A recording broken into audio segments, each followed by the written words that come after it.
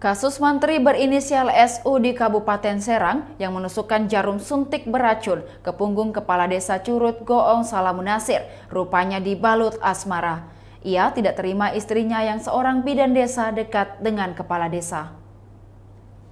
Kepala desa tersebut sebelumnya tewas usai disuntikan jarum yang berisi cairan sidiaril diphenhendramin ke punggung korban. Cairan ini masuk dalam kategori keras dan biasa digunakan untuk alergi hingga mengobati gejala penyakit Parkinson. Suntikan itu membuat kepala desa kejang-kejang hingga akhirnya tewas. Kuasa hukum SU Raden Elang menjelaskan permasalahan ini dikarenakan kliennya cemburu melihat kedekatan istrinya dan sang korban. Apalagi setelah melihat foto berdua istrinya dan korban. Di hari kejadian itu, SU mendatangi kediaman kepala desa untuk mengklarifikasi. Namun kepala desa mengelak sehingga membuat SU emosi dan terjadilah cekcok yang berujung penusukan jarum suntik ke punggung korban. Sebelumnya, kata Raden, pelaku sudah sering mengingatkan korban agar tidak berhubungan dengan istrinya.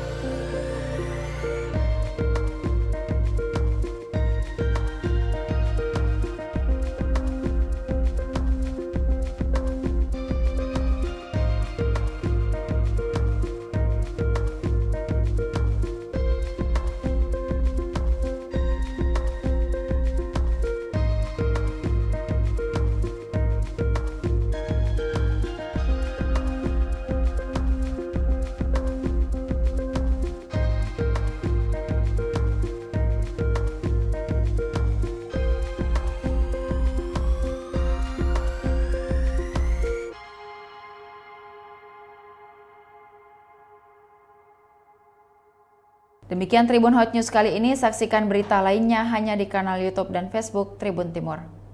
Terima kasih sudah nonton, jangan lupa like, subscribe, dan share ya!